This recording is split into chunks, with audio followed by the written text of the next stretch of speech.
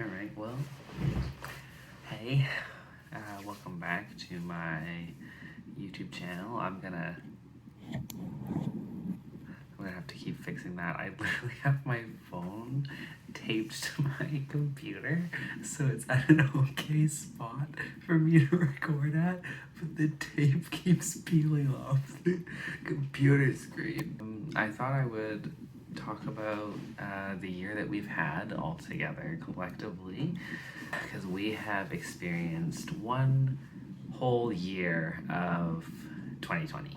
It's been a lot. I specifically wanted to talk about my 2020 because some extra stuff was thrown into my experience of this year. 2020 started off pretty strong for me. 2 weeks into 2020, on January 15th, I had my surgery. I had my top surgery. It was all fine. It was a really bizarre experience. There were a couple of things that kind of freaked me out. Obviously it's surgery, but things that freaked me out a little extra. But it turned out to be fine. My dad drove me over because it wasn't super close. We stayed in a hotel for a day. We went the night before, stayed the night because I had to be there at 5 a.m. or whatever, and then went in for my surgery, came back, slept one night in the hotel, and then I think we went home because I wanted to go home. Maybe I'll put up a couple pictures here that I took when I was freshly out and excited to have my chest the way that it was, but also a little bit whoa, because it hurt and it was sore, it was achy. I was on painkillers all the time and antibiotics and whatever to make sure that nothing got infected, and nothing did. I had a couple times where I was like, oh my god, I'm gonna get infected and I'm gonna die. But when I went in for my injections with the nurse, I was like, I'm nervous about this, can you look? And she was like, yeah. And then she looked and she was like, it's fine, it's just doing what it does when it heals. And I was like, oh, well, that's good to know. Sorry for bothering you. So that was my January. The healing went on for 2 months. After 1 month, I didn't have to wear a binder anymore, which was super exciting for me. Also super scary because I've been wearing a binder, pretty much every day for 8 to 10 hours, sometimes longer than that, just to feel okay. It was weird to suddenly not have that for myself, in a sort of security blanket kind of way. It was like I lost something that helped me feel safe, and it was weird as well just to have things touch my chest directly, because that hadn't happened in so long when I felt okay, and to be out in public and whatever. I know that one of the first things was putting a seatbelt on and having it against my chest, and at first, the first time I felt that, I was like, oh my god, I have to go outside and put on my binder. What am I doing out of the house without my binder on in just a t-shirt? And then I was like, oh, I have my surgery, it's flat. So that was kind of a weird experience. It took probably another month to get used to that. In March, when I was sort of able to move freely, my family went on a road trip to the States, which is this is just before COVID hit our area, to see SpongeBob the musical. And pretty classic of my family to do that, but it was actually really good. I didn't know what to expect, but it's actually really well done. And then we drove home, and then literally we got home, and a few days later they were like, hey, please don't travel anymore, do anything ever. And it was like, okay. I was supposed to go back to work in early April, but due to just having surgery and having concerns about my immune system and whatever, I stayed home for an extra month and a half, so I didn't actually go back to work for quite a while. So I was just home for a long time. In March, I started going to the doctor to ask for something for my attention issues. I believe I had mentioned it over the last couple of years, but nothing ever really stuck, and I didn't really have any reason to be asking for help at that point because it wasn't the biggest issue.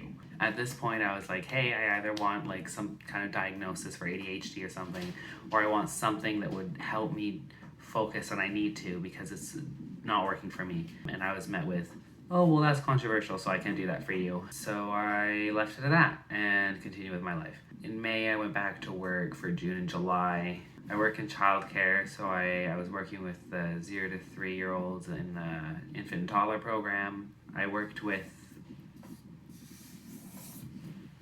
one other person. I worked with one other person, and it was me and my coworker and one child for like a whole month before it sort of opened up again to more than just like healthcare workers and whatever. It opened up to more people who had to go to work. In June, mid-June, I think it opened back up a bit. In May, June, July, I went back a couple times to ask the doctor for help with my attention issues, and again was met with, that's controversial, I can't really help you. Here's a couple things to fill out, bring it back next time. And whenever I brought it back, she was just like, hey, so I sent you home with this, great, you filled it out, you got a pretty high score, but I talked to some of my colleagues and they agree that this is super controversial, so we can't do it. So that was pretty pointless for me, and it was frustrating that I had to do that, and it was just met with nothing. I kept being told that any other doctor wouldn't even consider helping me, so I should be appreciating the fact that she was sort of helping. Told a few times that like I could get a referral to a psychiatrist or something, but what would be the point of that, because the wait list is super long. But if I had gotten on the wait list the first time I asked, I would be in by now. In June or July, I cut off my grandmother on my mom's side. I don't speak to her anymore because she couldn't accept my current self. She couldn't accept that I am trans, that I don't identify as the gender that I was assigned at birth. And she said that it was her opinion that that shouldn't be happening. She told me that God doesn't approve of what I'm doing, and I actually have a tattoo based on what she told me there. I'll put a picture here. Kind of a cool little thing that I did out of spite a little bit.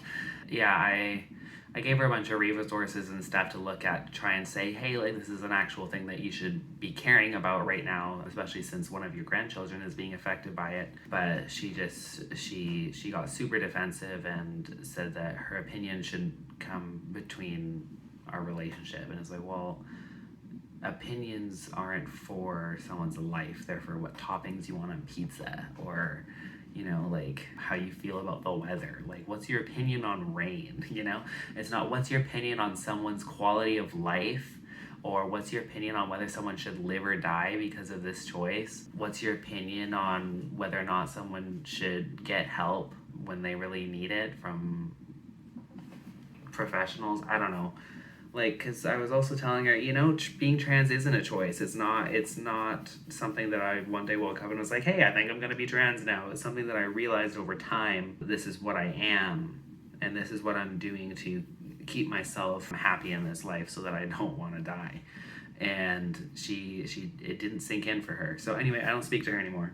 I don't even know if I'll leave this in the video. We'll see when I watch it back how personal that actually is, because I'm not really. Then comes August. A lot of stuff started happening for me in August. In August, I moved out of my parents' house, and I'm renting upstairs. I'm renting an upstairs of a house. I got my first cat, Punchy. Here he is when I first got him. He was so small. I think he was 3.5 months when I got him. 2 weeks later, I got my second cat, Tangy. I put another photo up of him. Again, he's 2 days younger than Punchy, so about the same age. Totally love them so much. They're fantastic. I love having them. In August, I started a management training program at my job, which is kind of fun and exciting. In August, I went back to counseling due to large happening in my life that I'm not really going to get into at this point. I might make another video at some point about this experience when I actually have the final details of what's happening.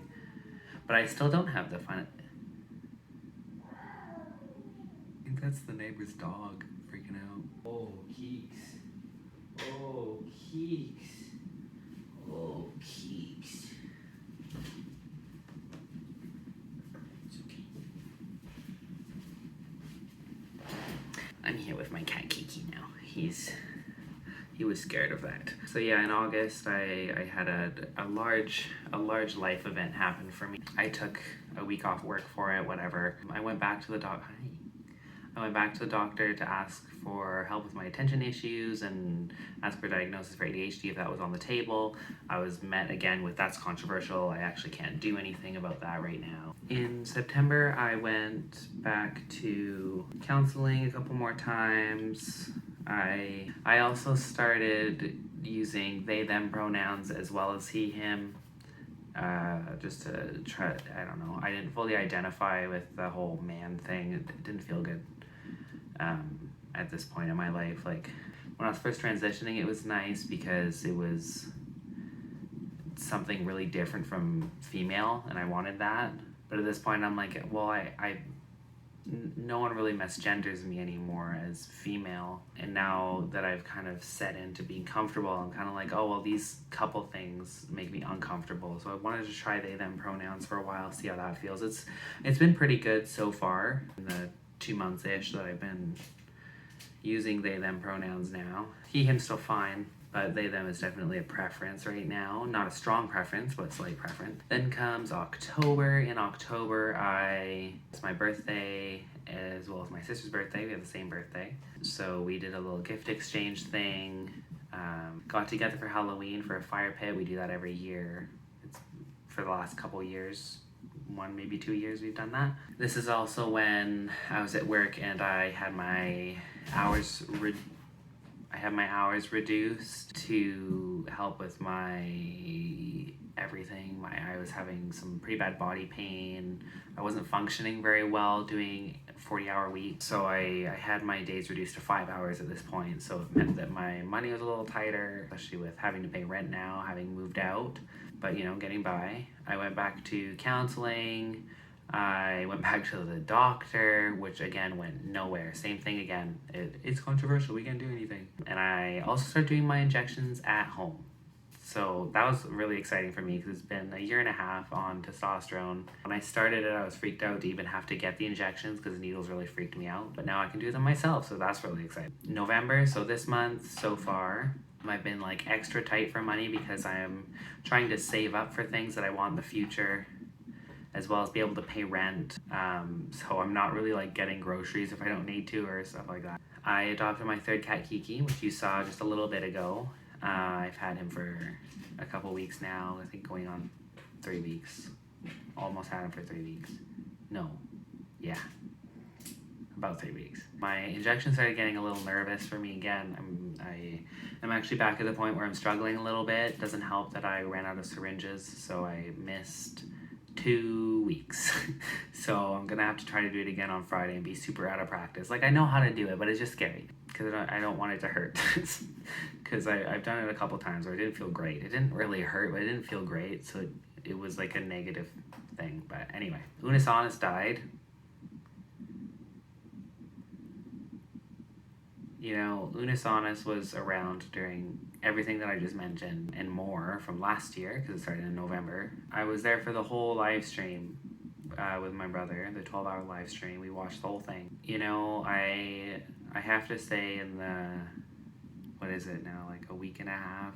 No, it would be just over 2 weeks. It died on the 13th.